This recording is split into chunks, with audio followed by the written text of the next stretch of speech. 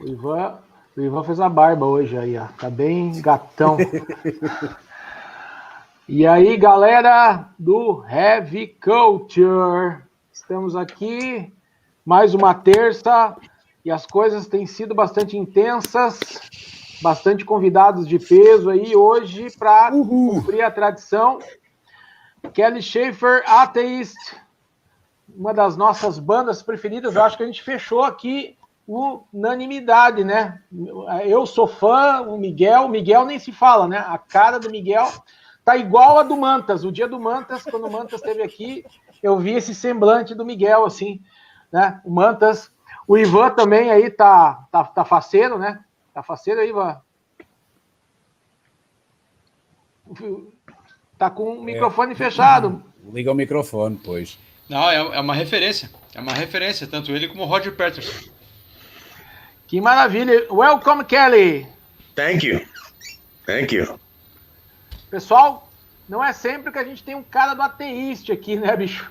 Né, eu acho que nos anos 90 aí, né, causou um alvoroço aí com um death metal extremamente técnico, que até hoje dá um nó na nossa mente, né, Miguel? Sim. Bem verdade. Boa noite a todos. Boa noite. Hoje vamos falar de Atheist, mas parece que temos também algo mais para falar de Com certeza. que o Kelly está a fazer. Mas melhor do que eu será darmos as boas-vindas a todos, pedir às pessoas para colaborarem com alguma questão que tenham. E claro que esta edição, uma vez que não é feita em português, acho que devemos falar inglês e vamos globalizar, dando a oportunidade às pessoas para poderem falar em inglês e questionar aquilo que quiserem, ok? Kelly, so you were listening to Portuguese from Portugal and Portuguese from Brazil. So they are quite different. We understand each other, but they speak singing and the Portuguese speak like, the mood is like, oh, at least they say it. So it's a great pleasure that Heavy Culture welcomes you to this channel. Thank you. Here we talk about music and help others and ourselves to know more about the bands we love. And Atheist is for me one of the best bands ever. Thank you. A big reference, and just not looking at that side, but following every concert we could, following all the news we can. So were you at the Lisbon show?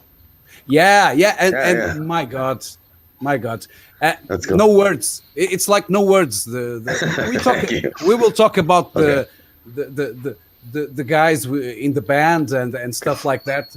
It's amazing. But we start by asking people to question everything they want by going to the chat and ask you, Kelly Shaeffer, any questions they have. Okay. We hope that you and your family are hanging out strong with the sci-fi movie we are living in. It's very strange. Yeah, it is. It's been a unique year, and one I hope we don't have to repeat next year. Hopefully we can get a grip on this virus and everybody can get back to normal. It's really pretty.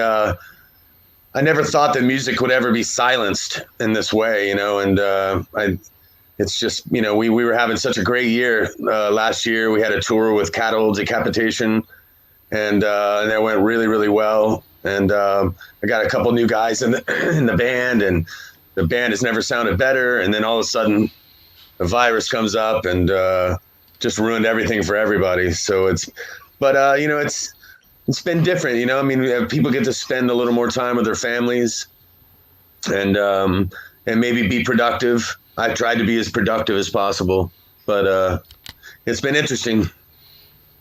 Okay, and it's not usual here, but maybe we could start from the present day and then go backwards to the whole story from Oblivion, Ravage, and lately Atheist. So we go through the history, and this is why we have the channel to help others that don't know Atheist or your steps through music it's great for us to pull that up from guys like you that have maybe 10 volumes of books to write. Well, it's a long history. A lot of stuff in the last 30 years. So I don't know if we have that kind of time, but I'll do my best to shorten it. We'll summarize it for sure. All right. So our first question is that we know that you already have lots of material written for the next Atheist album, and also your new project. Could you tell us more about that? Is that cool for you? Yeah, it's in the process of writing new material for Atheist. I started writing a few songs that were kind of different.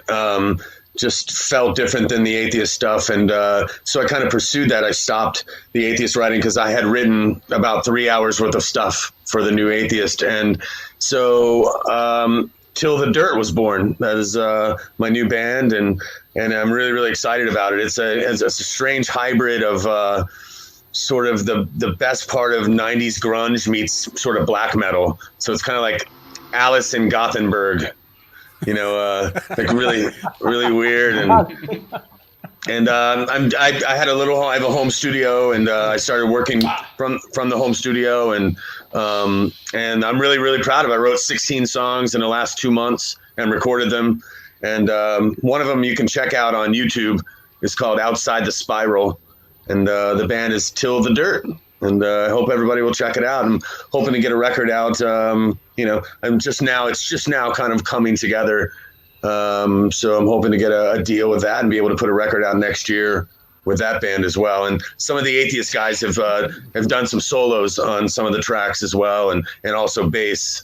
Our new bass player, Yoav, laid bass as well on a couple of the tracks. So it's all in the family, but it's definitely different than Atheist, though. I warn you. It's not technical. It's really vicious, and it sounds like cats fighting. It sounds very, very strange.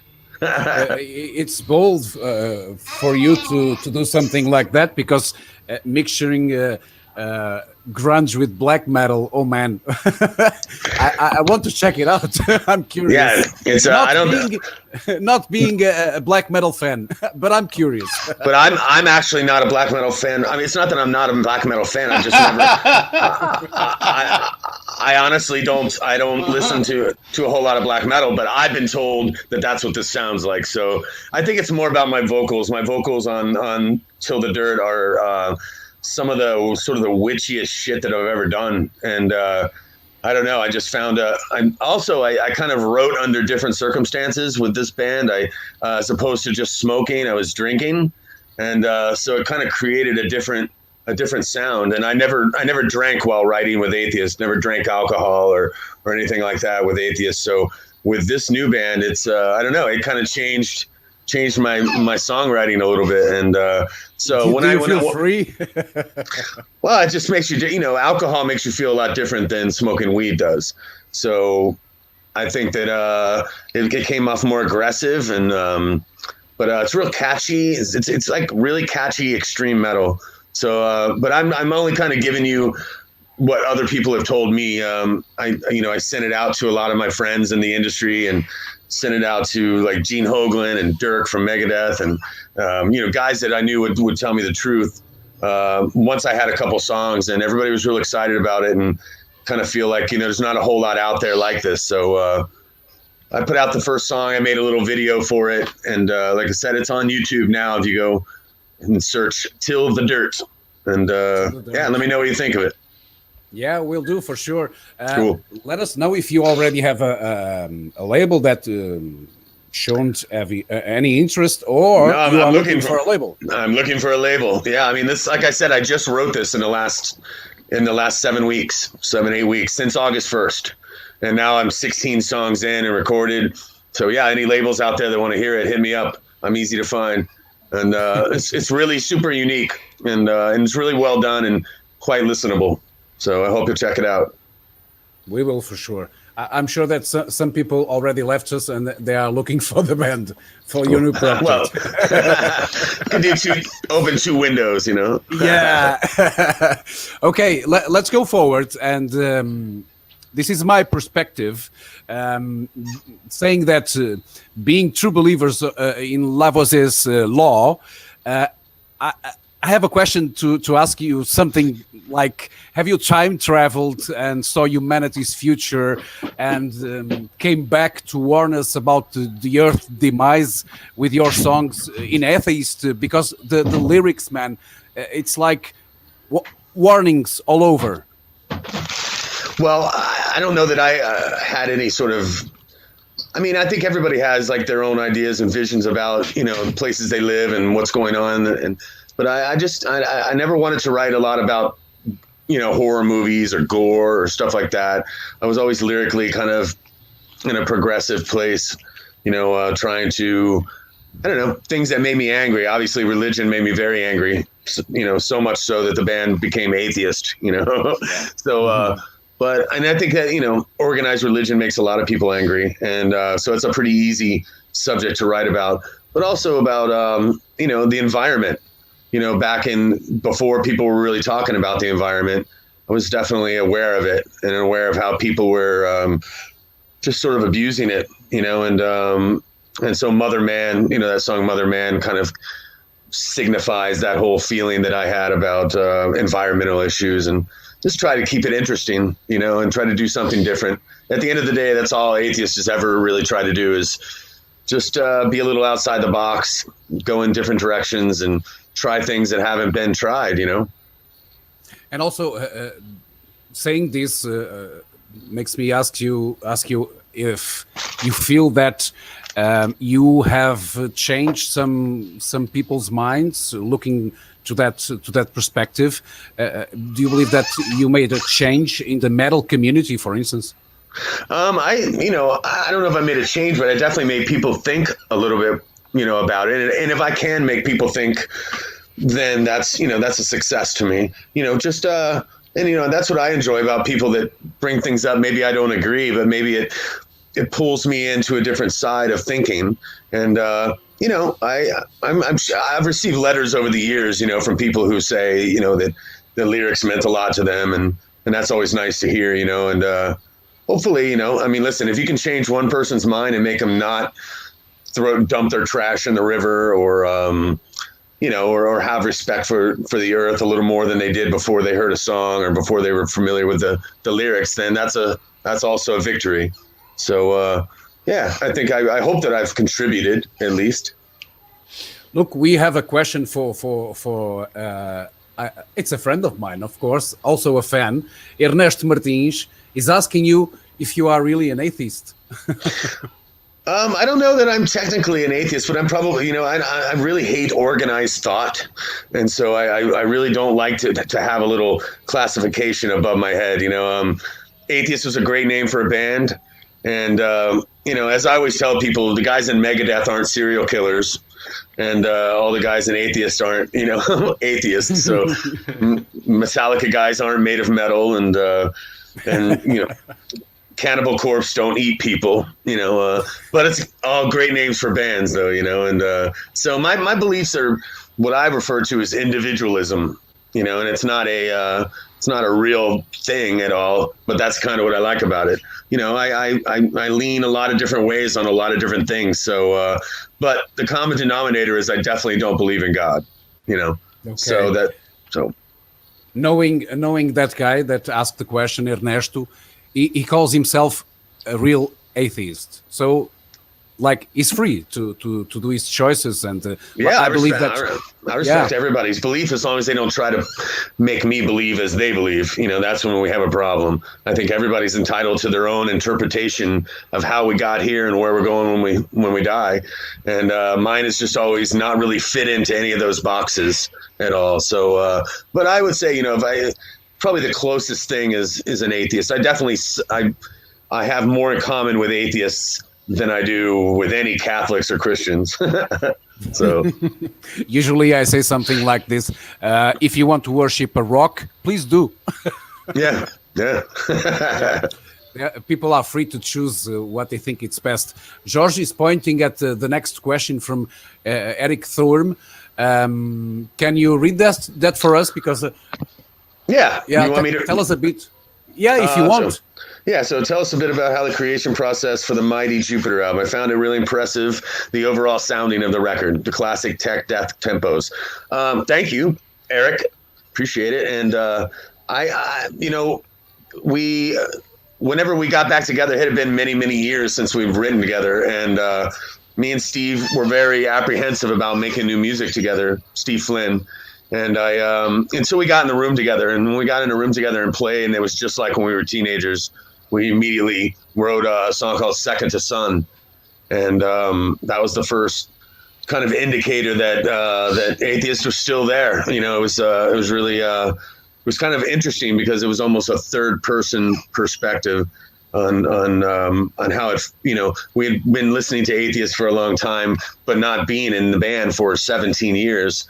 So we were able to listen to it as other people listen to it. So when we wrote a new song, we were like, wow, that sounds like New Atheist, and so okay. It was kind of strange, man, and from there it just came together. And over the course of about 4.5-5 months, we flew up to Atlanta where Steve lives and just got in a room and bashed it out like we used to when we were kids. Okay. So Eric went to the last album from Atheist. I go to the beginning again. So you guys started in 1984, and I have to ask you to share some of the bands you used to listen by then that led you to start Oblivion, Atheist's first name. Yeah, Oblivion wasn't really a band. It was the first time that me and Steve Flynn had ever gotten together and formed a band. So it's the first band that I had ever formed or come up with a name for.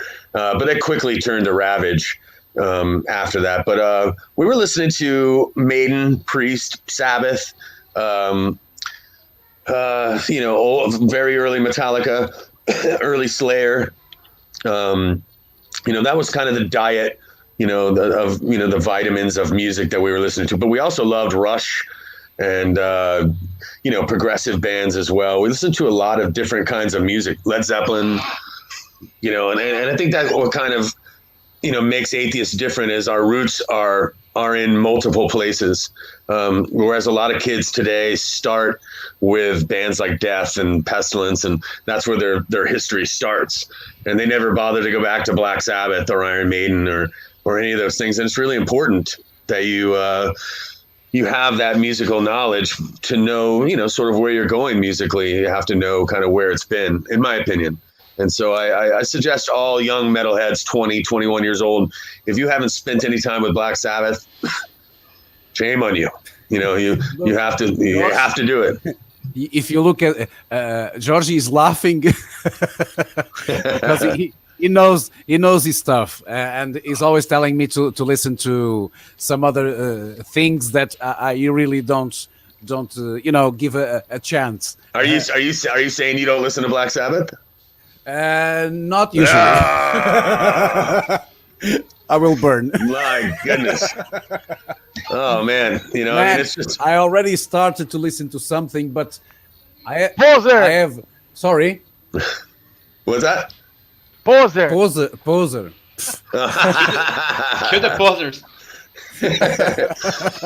I just think it's really it's an important part of where how we got here. When you listen to today's modern metal, imagine if today's technical metal bands had never listened to Atheist. I don't think that would be right. I think it's you've got to go to the root of things. If you really wanted to know where Led Zeppelin came from, you go back to old Dixie blues. You know what I mean? And I kind of enjoy the pecking order of how things start. But Black Sabbath is, in my opinion, you can't be in a metal band if you don't listen to Black Sabbath. You may not have to like it all the time, but you got to listen to it. You got to know that that's where everything came from. That's where all of this. Hey, Cal, I listened to Black Sabbath. I know the history. Okay. One thing is not to know. The other is, they were bold. They did their best, but did their best. They did, man. They did. At least I believe they were the first. How should I put it? The building blocks of this structure that we have. I know That's that, right. but Yes. they weren't the only band that did that. No, There no. are lots of bands that joined and that Well, like who? know, Like who? like who. So Black Sabbath, they were starting. Oh man, Ernesto, ajuda aí. There were lots of bands, but let me go to Judas Priest. So we can say, but I really don't like Judas Priest much. Also, Jorge, vocês sabem, I grew up in metal, listening to bands like Slayer. Só falta falar que não gosta de Motorhead agora. Motorhead, of course. So my favorite band all the time of all time is Death. So you guys are also in. Hey man, Cannibal Corpse and stuff like that. I'm more into thrash and death metal than heavy metal.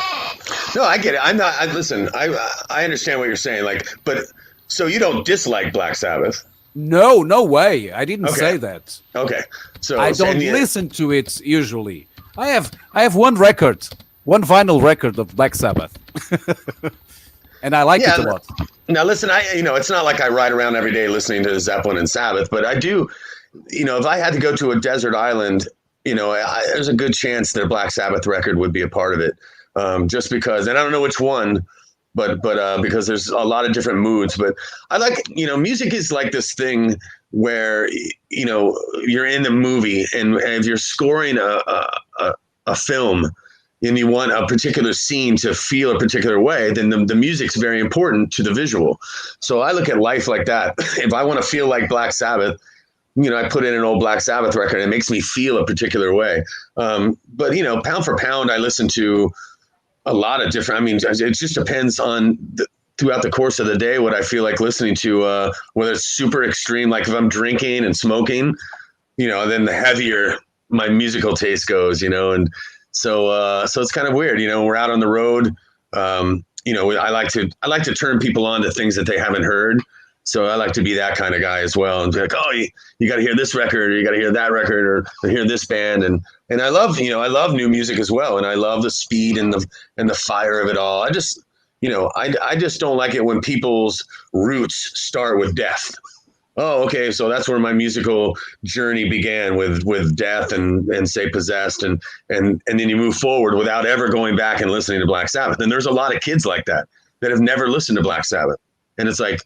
I'm not, this isn't a Black Sabbath flag waving show, but it's just really, I think people would be very impressed at the darkness. You have to imagine what the 70s were like, and a band like Sabbath was very dark. And so you got to appreciate, appreciate that. If you love today's, dark metal and extreme metal, you got to appreciate what they were up against.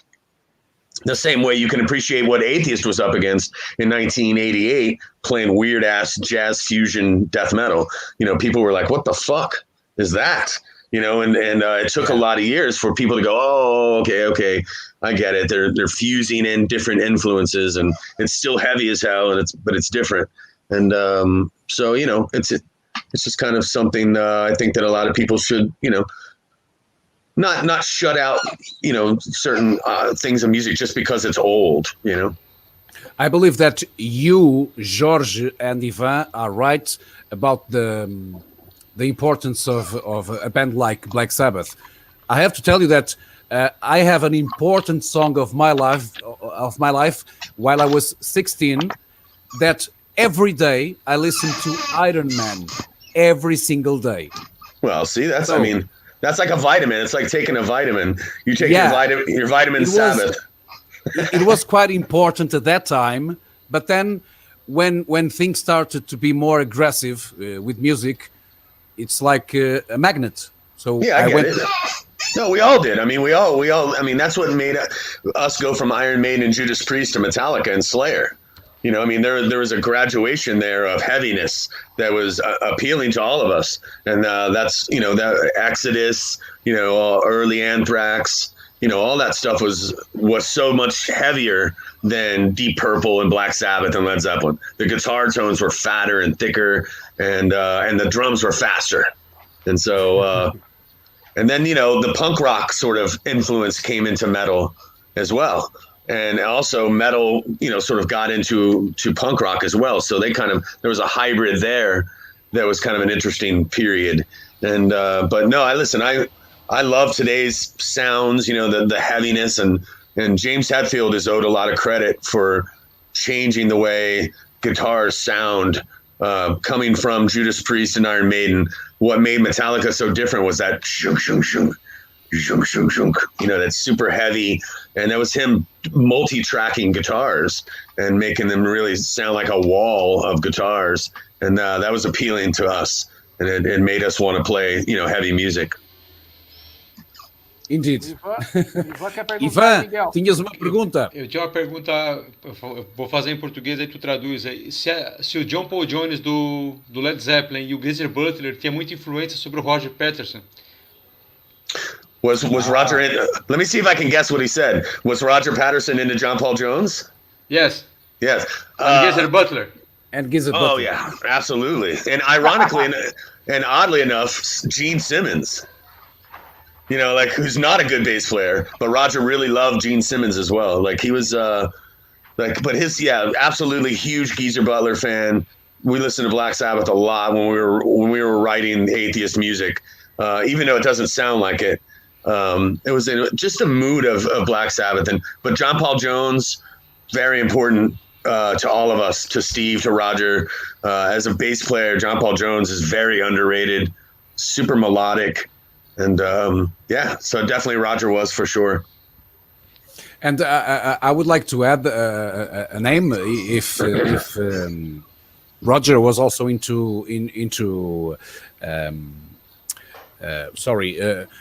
if he was into Cliff Burton as a reference. No, of course, absolutely. I mean, because the first time I listened to Peace of Mind, I was like, whoa. Piece of time. Have a lot of that. Piece of mind. Piece of mind is from Maiden. I will stop water. Piece of time has the feeling of Cliff a lot.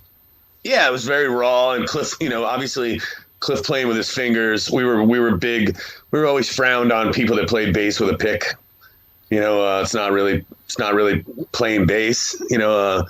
There's good things that you can do in a studio playing with a pick, but I don't know. It's just it's very important to play with your fingers. You should at least be able to do both.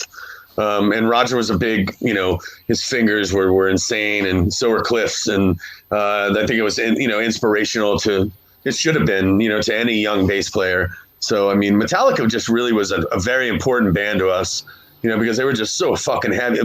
I know it's hard for people in their 20s now to imagine how heavy Metallica was and how great they were back in the day, but for us old guys, it was this revolutionary thing that we were just like, wow. And then Dark Angel, Slayer, Exodus, and and that whole movement was so fun, and I don't think that anything's ever really happened like that since then. But believe it or not, Metallica used to be super badass. They were. Jorge.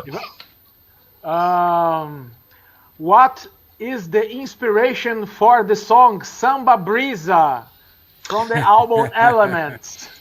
Well, that was something that Tony Choi wrote when we were doing the Elements album. I had an idea to put these little segments in between songs. So everybody wrote, Frank Emmy wrote one, Rand Berkey wrote one. I think Rand wrote two, and Tony Choi's contribution to that was Samba Brisa, and he got together with the guy who owned the studio, who played piano, and they just got together and put that together. It was just kind of a part of the feel of Elements was like a really big Latin vibe. And so once he kind of had that tapping part, everybody just kind of came in and played around that. And then we laid down some piano, and it just became this super cool, just really, that was way outside the box for 1993 in metal. People were like, but think people appreciate it a lot more today.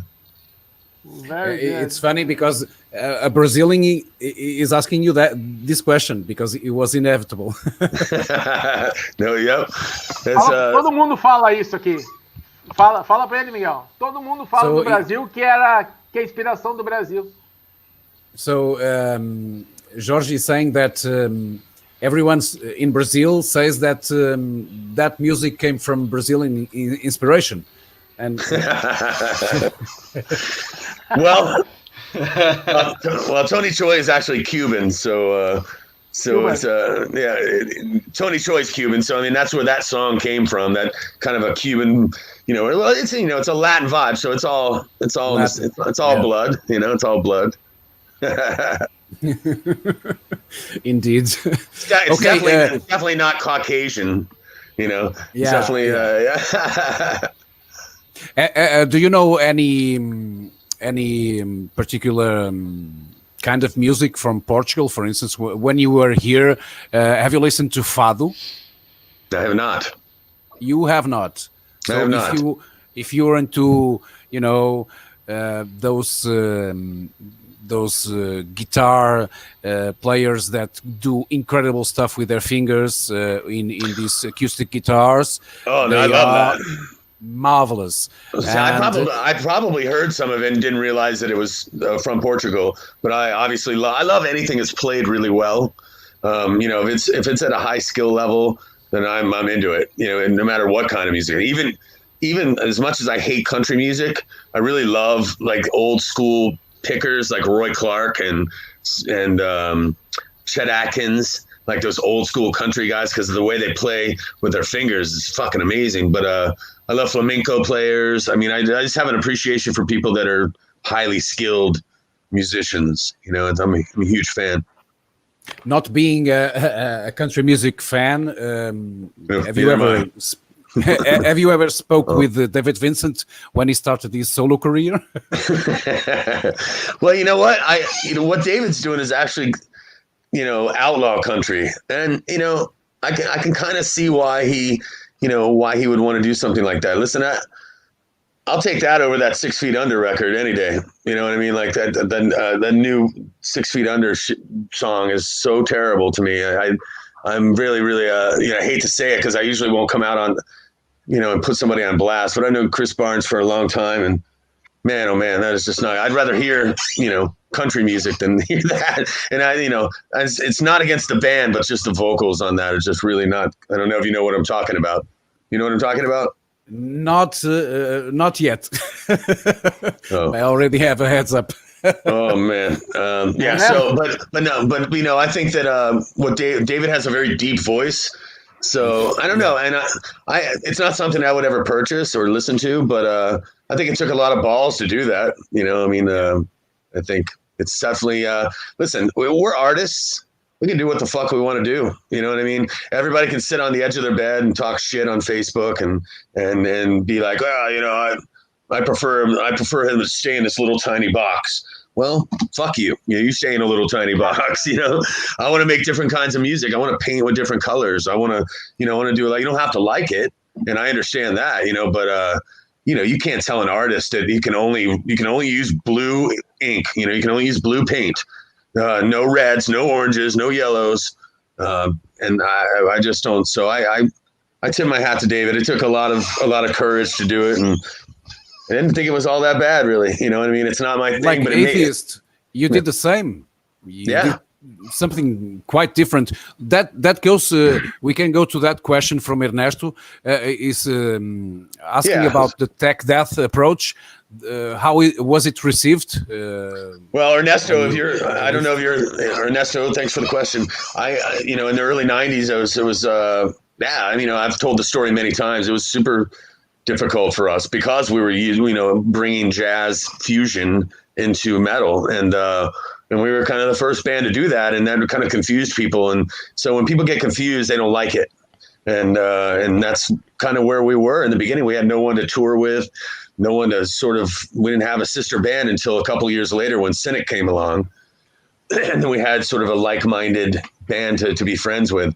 But there's a lot of backlash, a lot of shit talk, and from people like Chuck Schuldiner, I know you're a huge Death fan, but I'm sorry to tell you that, you know, he was a legendary guy, but he was a very confrontational person and someone who tried to stifle Atheist's progress because we were using jazz influence in metal, and he didn't think that was he didn't think that should be, and so we had a lot of conflict with Chuck, and you know, I always try to show respect, but the old school guys know how Chuck was, and was a difficult person to get along with, and a difficult person to be colleagues with, so to speak. He was not into, you know, having progressiveness and complication in metal, and so we had a really, really hard time. He was at the top of the list of people kind of trying to hold us back and trying to keep us from getting signed. And that's a true story.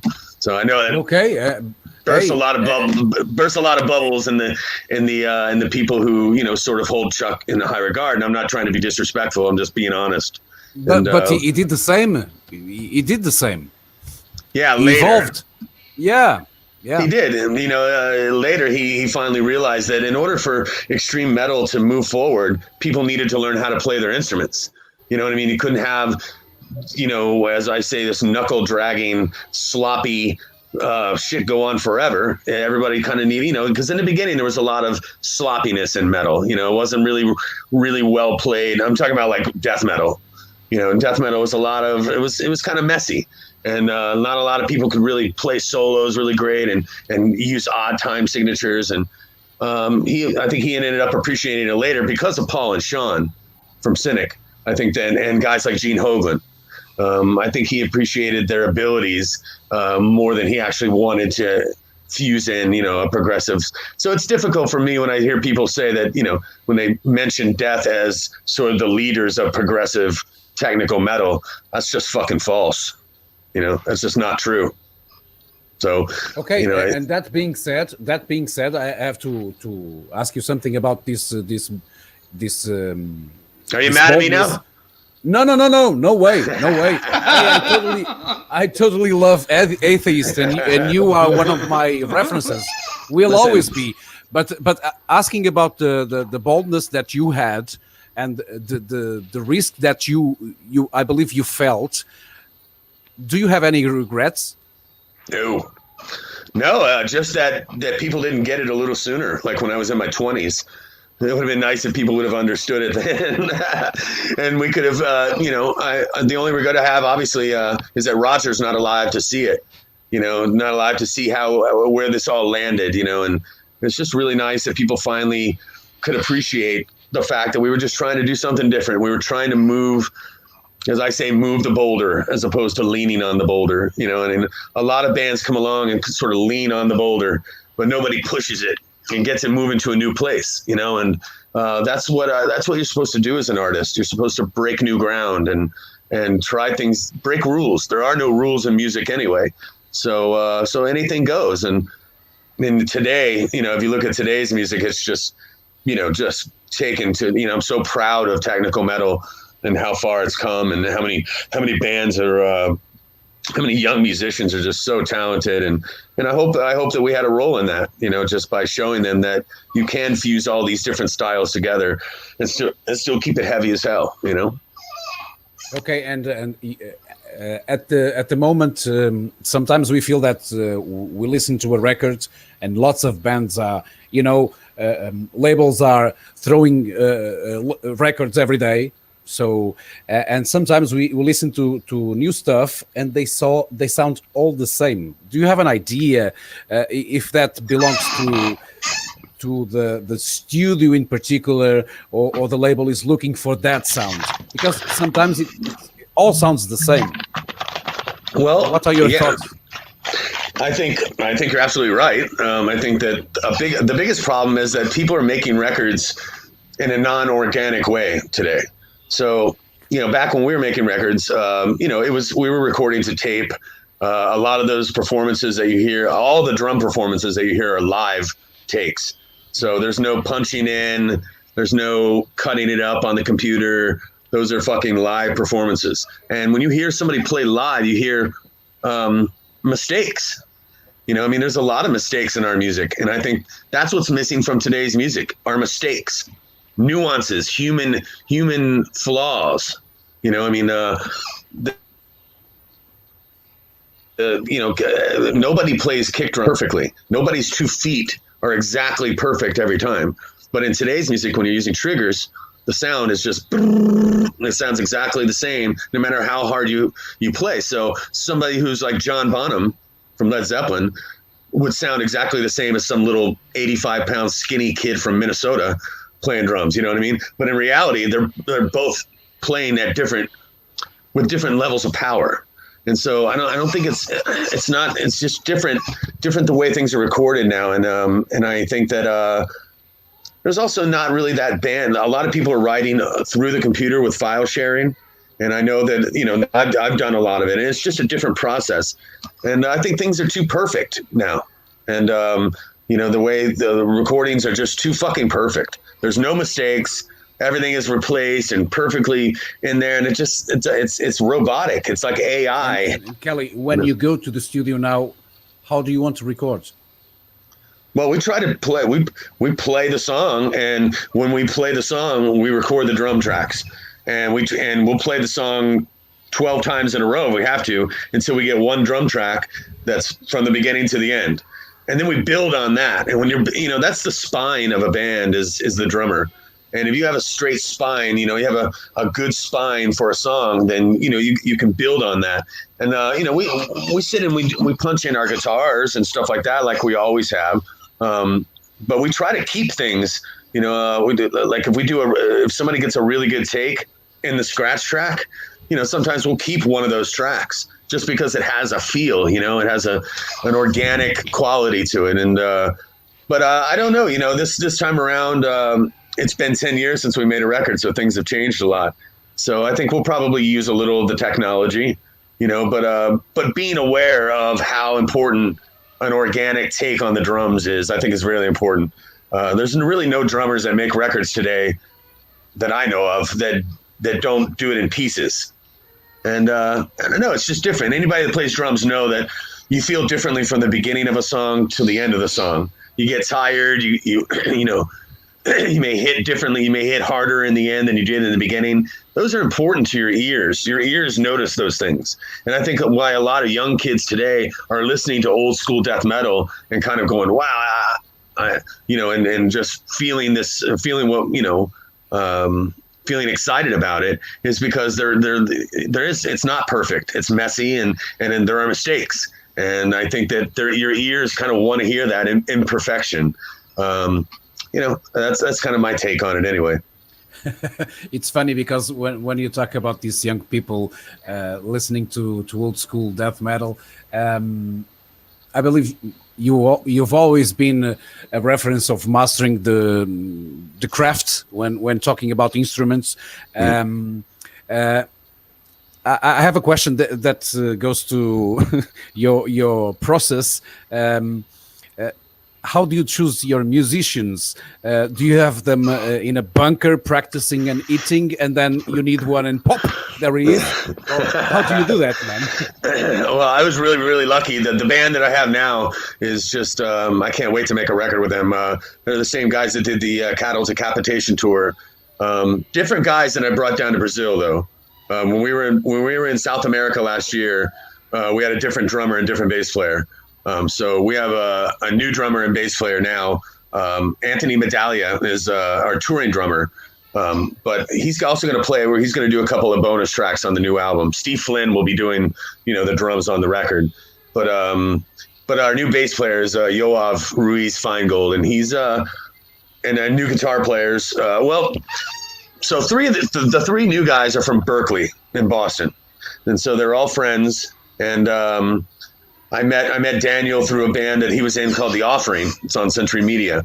He was in that band for a short period of time, and I had a club, and he came and played. And I just recognized there's a certain level of people that are just badass musicians, you know, guys that can just learn shit without somebody teaching it to them.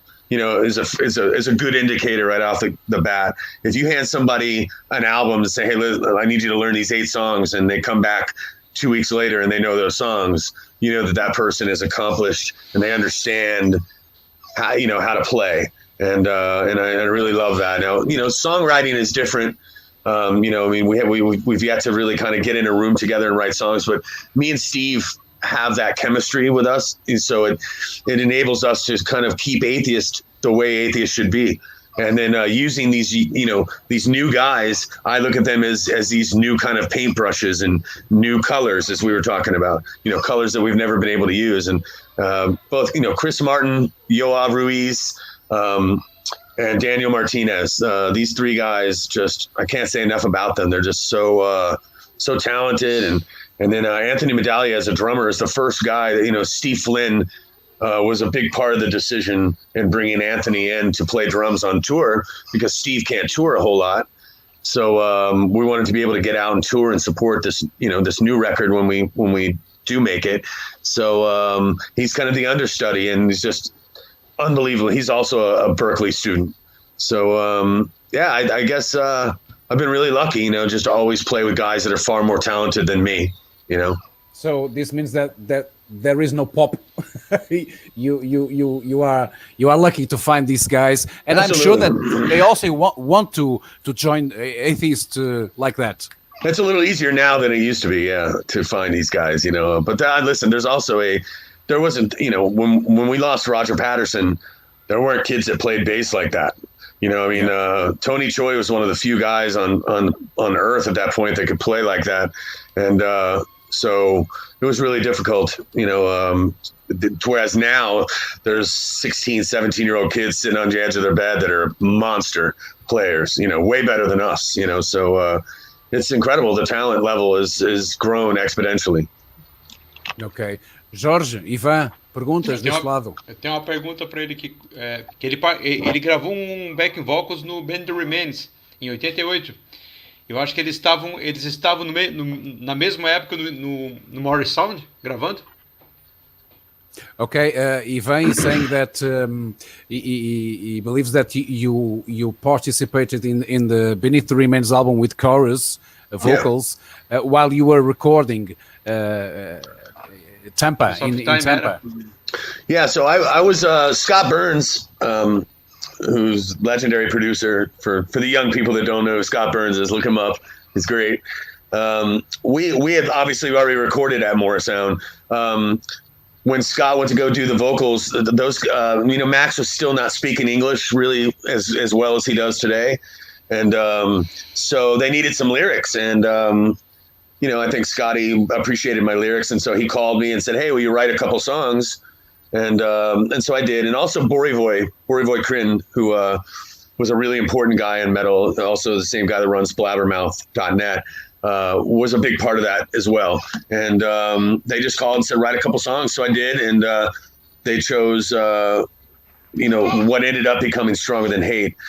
Originally, it was called Blood on My Hands.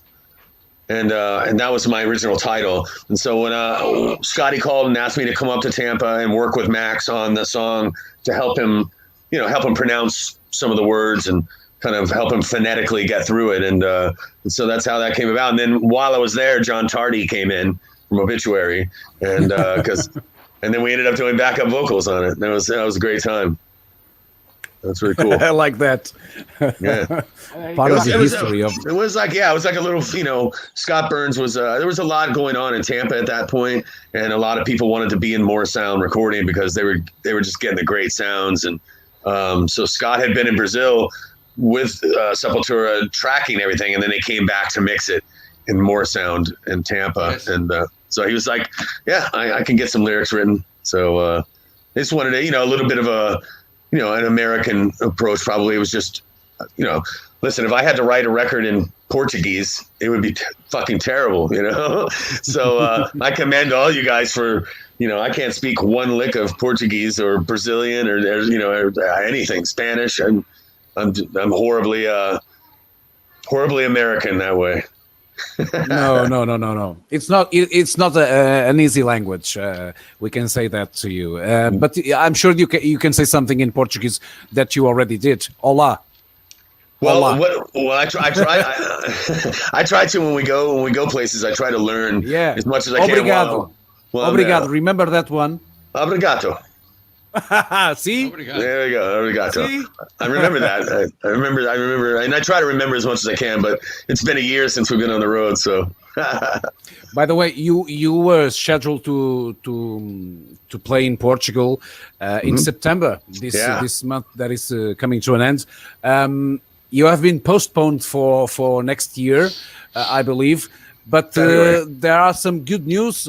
I was looking for the gig, and you were scheduled just for Lisbon, and then you added Porto, you were going to play on two places the first time, or the new one is Lisbon and Oporto. I don't know. You don't know yet. Okay. No. Well, no. I mean, I are you saying that there's two dates? To be honest with you, I'm terrified of it getting postponed again. So I haven't looked at the new dates. They're always adding new dates, but I would love it if we could spend 2 days in Portugal. I don't know. I'd have to look at the dates to see exactly what it is. But are you going to come? Sure. I was going to ask you for the password when I meet you there, so we can say, "Hey, Kelly, como é que é?" Obrigado. I will see you in Oporto for sure. Cool. It will be a small place, so it will be easy to find you and ask all your, to sign all those records. Yeah, absolutely. And then you can give me this thing because not listening to Black Sabbath. Yes, I scold you in person. No. Let us know your best advice. We always ask for the best advice a musician can give to the new starters. Starting from, I know what I will listen as an answer, but starting from what you do to get that voice. Smoke. Yeah. And drink. I mean, if you want to know the truth, for me personally, that's where my grovels come from. I mean, I'm a smoker and a drinker. I mean, that's, I don't recommend it for your hair, but, I mean, it's, listen, I'm a horrible vocal example. I don't do anything the way I should do. I don't take care of my voice. I'd love to give you that rosy, hey guys, drink salt water and sip tea and all that shit. I just don't, man. And but I pay the price for it a little bit as I get older.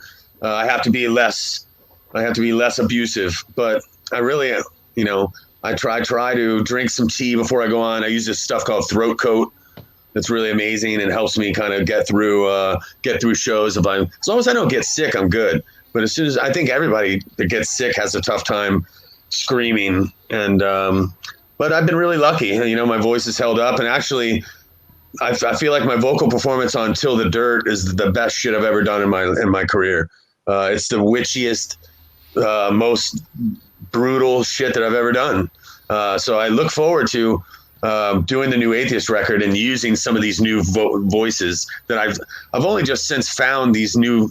I don't know, these new voices. It's a new spirit in me, kind of, and even Steve Flynn was saying like he looks forward to hearing this new kind of viciousness that I found in my voice, just from drinking and smoking. It's a new kind of witchy high that I have that I'm excited about, and that would be my advice. It's just listen. My advice is for you to have as much air as you can, but sometimes you'll push a vocal out of yourself if you have a couple of drinks, just the same way you'll tell somebody the truth about themselves when you have a couple of drinks. So you kind of tell the truth about yourself as a vocalist if you have a couple of Jaeger bombs or a couple of glasses of wine or whatever, and kind of it kind of makes you fearless. And when you're fearless, you try different things. And for me, that's what's worked. I don't recommend it for everybody, but it's worked out for me. I'll tell you one thing, being in the voiceover business, I can tell you that you have a great voice for, Thank you. do voiceovers. I've done some narration. And I would love to get into that world. I would love to do cartoons and animation and stuff like that. No way. Really? I would love that. Absolutely. I got a ton of different voices. So yeah, I've always been you know, a guy that can imitate things well and come up with different vocal textures, and so yeah, I would love to do that kind of work as I got older. You know, do cartoons. That's Can a you great give gig. us can you give us a cartoon No. character? No.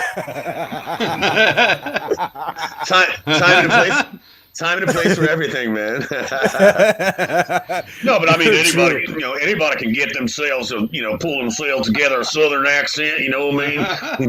You can come up with, especially using the witchier, death metal approach to everything. You can kind of, you can kind of drum up a lot of different ones, And hey, Kelly, when we go to the voice booth, people say that we are crazy because we are, moving a lot and we are speaking alone.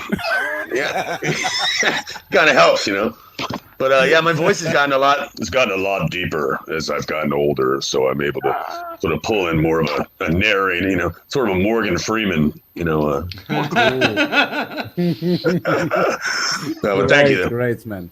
Listen, we are closing the hour that we have. It was delicious to. It's been a good time. Yeah, indeed, and I hope to see you in Oporto. Also, would like to thank you on the Portuguese fans' behalf. Última pergunta. And the last question goes to Jorge and Ivan. Shoot. Two. The best album for you? Of any band? The best four? No. Sorry, those four. Oh, of those four. I think Pound for Pound, Unquestionable Presence. I mean, I think top to bottom, that's every song on there I'm proud of. Every single song. And on the other records, there's moments. It's not that I'm not proud of the songs. There's just moments that I'm not proud of. But every single second of Unquestionable Presence is special, I think, Great album. Thank you. Your vinyl survived my dog. Well, I'm glad to hear that. Hey, listen, it's true. He has eaten this shit. Almost got it. But it survived. Oh, well. Hey, thank you so much for this. Thank you, guys. This well-spent hour. Thank you, gentlemen. We hope that we all go to the road and see everyone playing and having their lives normal. And listen, we're gonna come back down. We'll be back down to South America as well. So we'll see you guys for sure. So, and when you have news, if you want, we can spread it our way at least. Help me spread my new band, Till the Dirt, down south. We will. And appreciate it. And I'll send you some more songs so you can check it out and send it to all the guys, will you? Okay. Yeah, we will. But when you put the record out, everyone will know the songs. No. I have a lot of songs. I send you like 4 songs, so you can get an idea. Yeah. Okay, Kelly. Thank you so much. Thanks, gentlemen. Cheers. Cheers, bom. man. Much better for one hand. Pessoal que nos acompanhou aí, a gente fez um bate-papo aqui, olha, um dos melhores, né? Com essa figura aí, Kelly Shaeffer do Atheist. Ivan, obrigado. Miguel, Kelly, thank you. Thank you. Cheers. Até a próxima. Se inscreva no canal. E muito obrigado aí, galera. Até a próxima. Até mais. Oh, o cara pulou fora.